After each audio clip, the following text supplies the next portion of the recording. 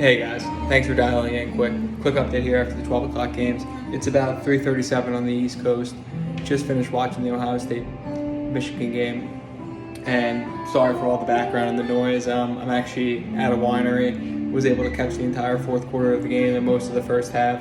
I mean, I have long been a Ryan Day supporter, and this game was a total embarrassment. I mean, you talk about the perfect game for an upset. You have two missed field goals inside of, I think, like 30 yards. Will Howard played awful, 2 interceptions. I mean, the defense for Ohio State played great. I mean, they did exactly what they needed to do.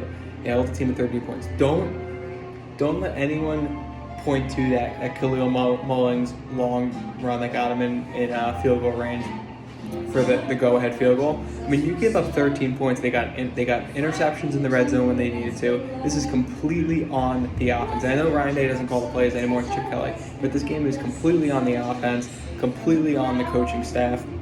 I mean, we get a timeout, a second timeout in a row that gives them a first down on 3rd and goal or 3rd and short when they're driving for the game-winning field goal.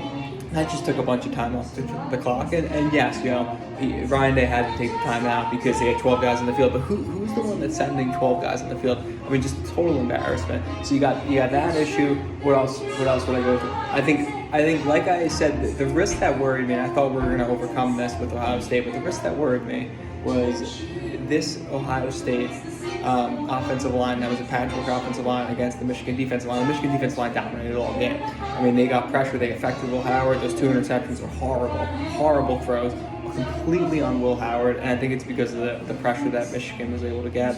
So, the risk that I identified basically was overwhelming in the game, and that's why Ohio State, barely was able to move the ball.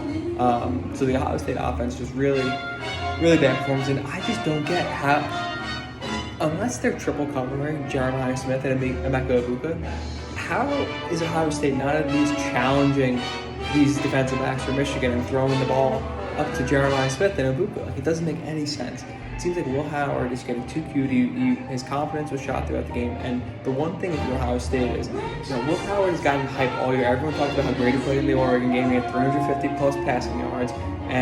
But Will Howard, you do not want, if you're a Ohio State fan, you do not want this to become a Will Howard game. He is not a good quarterback. He's very average, and he plays well because of the skill position around. But he is not a good quarterback.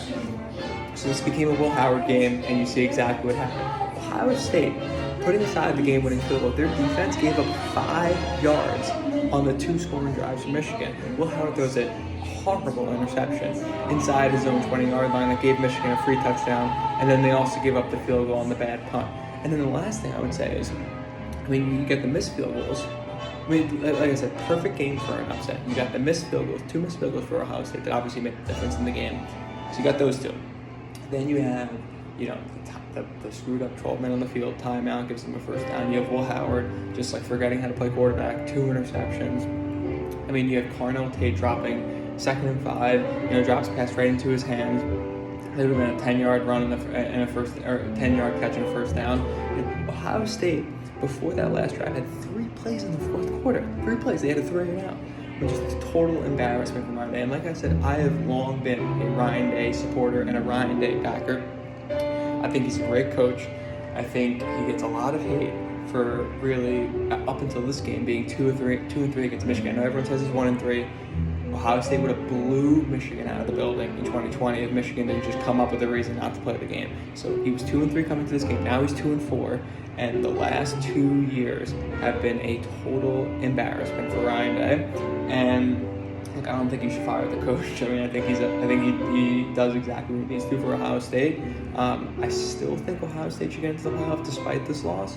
But I think there needs to be some soul searching on the Ohio State side, and really think about, do we have the team or the physicality as a team to really win these types of games? But I think they should still make the playoff, and I think that's the only thing that really matters right now. I know for Ohio State fans, losing to Michigan for a 4th year in a row is soul crushing, but I think this Ohio State team should still make the playoff, especially with what's going on in the ACC. And you guys all know how I feel about the ACC, but this team should still make the playoff.